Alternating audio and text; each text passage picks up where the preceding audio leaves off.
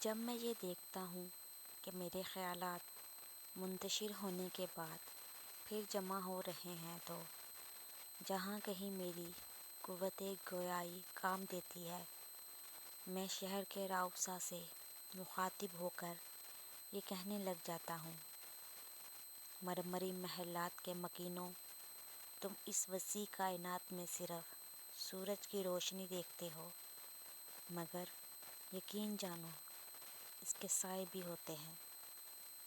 تم مجھے سلیم کے نام سے جانتے ہو، یہ غلطی ہے۔ میں وہ کپکپی ہوں جو ایک کنواری لڑکی کے جسم پر طاری ہوتی ہے جب وہ غربت سے تنگ آ کر پہلی دفعہ ایوان گناہ کی طرف قدم بڑھانے لگے۔ آؤ ہم سب کانپیں۔ تم ہنستے ہو مگر تمہیں مجھے ضرور سننا ہوگا۔ میں ایک غوطہ خور ہوں۔ قدرت نے مجھے طریق سمندر کی گہرائیوں میں ڈبو دیا ہے کہ میں کچھ ڈھونڈ کر لاؤں۔ میں ایک بے بہا موتی لایا ہوں، وہ سچائی ہے۔ اس تلاش میں میں نے غربت دیکھی ہے، گرسنگی برداشت کی ہے، لوگوں کی نفرت سے دوچار ہوا ہوں، جاڑے میں غریبوں کی رگوں میں خون کو منجمد ہوتے دیکھا ہے، نوجوان لڑکیوں کو عشرت قدوں کی زینت بڑھاتے دیکھا ہے، اس لیے کہ وہ مجبور تھی۔ اب میں یہی کچھ تمہارے منہ پر کہہ کر دینا چاہتا ہوں کہ تمہیں تصور زندگی کا طریق پہلو نظر آ جائے۔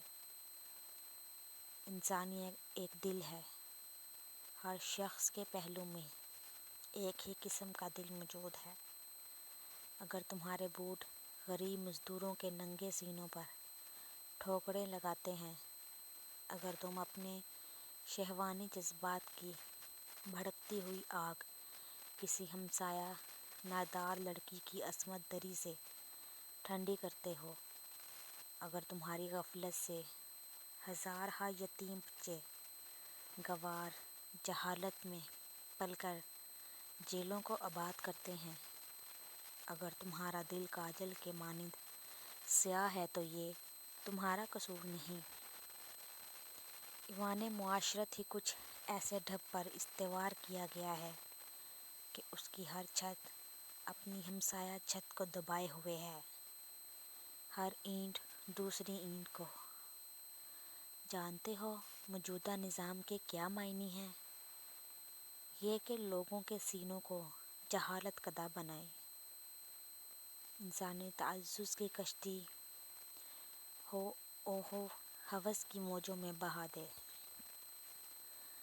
جوان لڑکیوں کی عصمت چھین کر انہیں ایوان تجارت میں کھلے بندوں حسن فروشی پر مجبور کر دے، غریبوں کا خون چوس چوس کر انہیں جلی ہوئی راکھ کی مانند قبر کی مٹی میں یکساں کر دے۔ کیا اسی کو تم تہذیب کا نام دیتے ہو؟ بھیانک قصابی طریق شیطانت